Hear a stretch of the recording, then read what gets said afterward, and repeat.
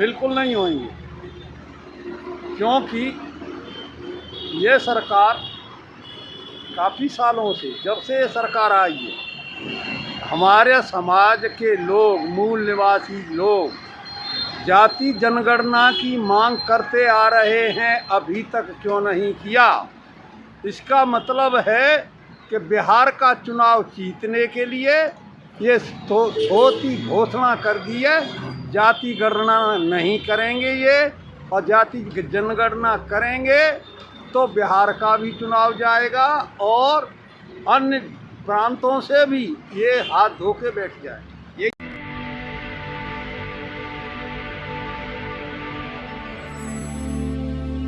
जय भीम, मैं मेवालाल और आप देख रहे हैं बहुजन समय। साथियों, मैं आज सेक्टर द्वारका में वॉकिंग कर रहा था सुबह सुबह, तो हमारे साथ जो खड़े हैं अनोखे लाल फौजी हैं, सामाजिक कार्यकर्ता है, समाज में उठते बैठते हैं। तो ये काफ़ी बारीकी नज़र रखते हैं कि समाज में क्या हो रहा है। इनसे समझूंगा कि जिस तरह से सरकार ने आज ही डिक्लेयर किया है कि जात गणना होगी, तो इनसे समझूंगा कि आखिर आप क्या समझते हो कि जो जात गणना सरकार ने ऐलान किया है, तो जो ओबीसी की जनगणना है, अब ओबीसी खुश होंगे, क्या कहेंगे? बिल्कुल नहीं होंगे, क्योंकि ये सरकार काफ़ी सालों से, जब से ये सरकार आई है, हमारे समाज के लोग, मूल निवासी लोग जाति जनगणना की मांग करते आ रहे हैं, अभी तक क्यों नहीं किया।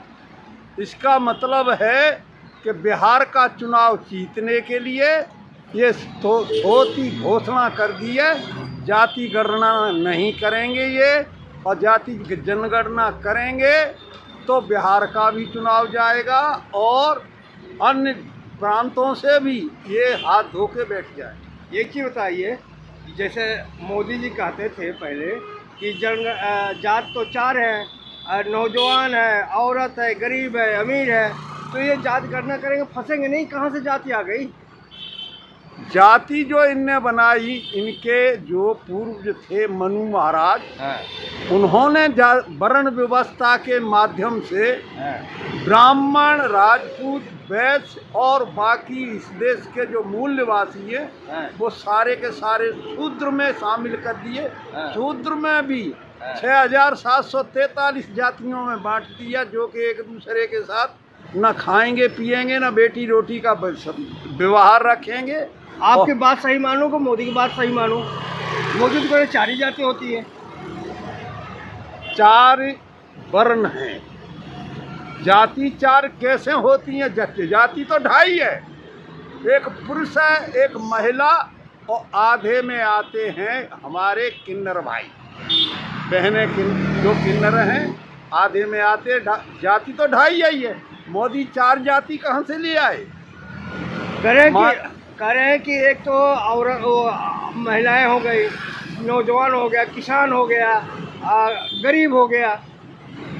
हे भाई, किसान का गरीब नहीं है, जवान का गरीब नहीं है, ये तो 10-10, 15-15 पेंशनें ले रहे हैं। जो इस देश का मेन आदमी है, मेन रखवाली कर रहा है, किसान, और भरण पोषण कर रहा है किसान, और किसान का बेटा जवान बॉर्डर पर खड़ा है जो देश की सुरक्षा कर रहा है। मैं भी 1971 के युद्ध में अगरतला से ढाका तक गया था, ढाका से 4 महीना की छुट्टी आया था। इनके सारे लारे लप्पा हैं।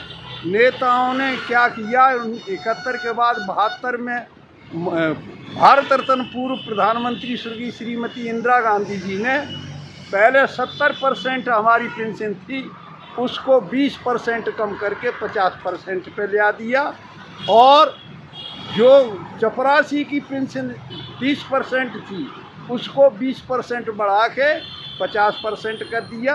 हमारी तो वैल्यू एक चपरासी जैसी भी नहीं है, जबकि चपरासी अपने मर्जी से कभी भी छुट्टी ले लेता है, कभी भी छुट्टी काटता है और परिवार के साथ रहता है।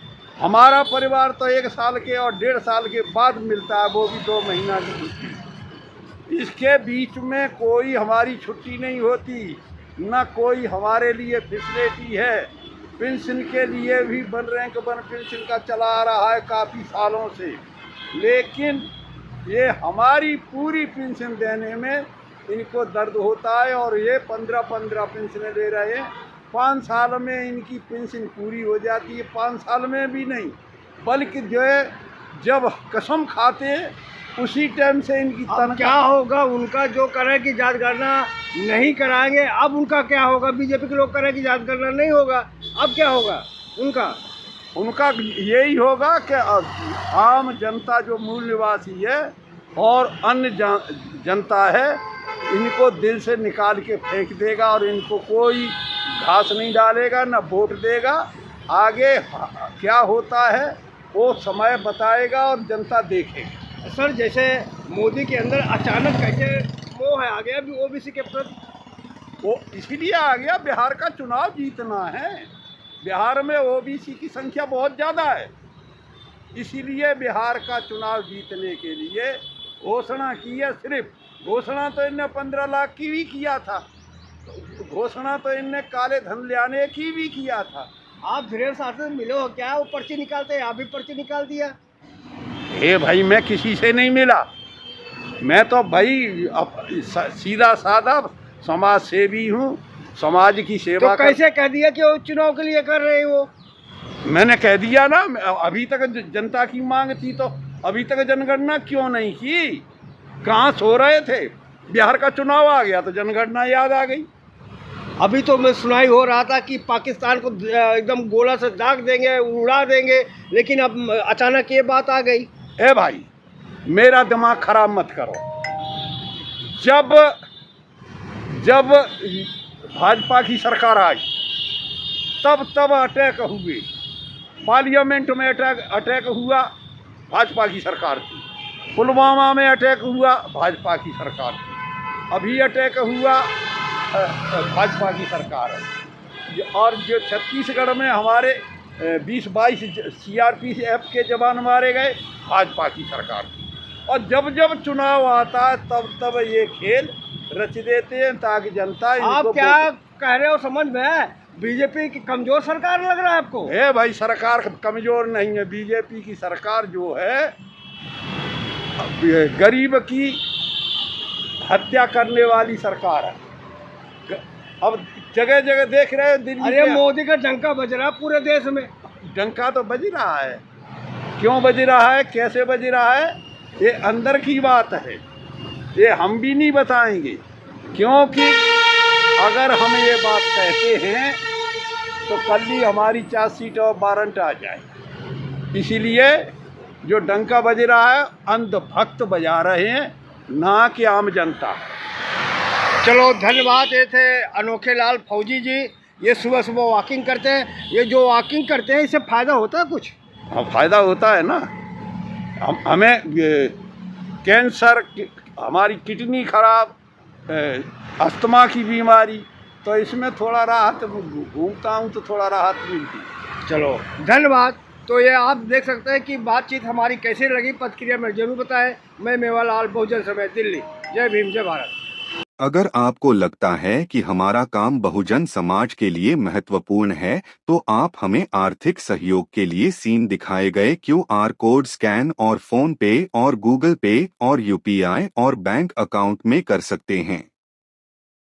फोन पे, गूगल पे 9250529129, UPI 9250529129@YBL। Bank account state bank of India AC 1042994628, IFSC code SBIN 00066563। आपका छोटा से छोटा सहयोग समाज और हमें और मजबूत करेगा, जिससे हमें बहुजन पत्रकारिता में और निष्पक्ष बनाने में मजबूत करेगा। जय भीम, जय भारत।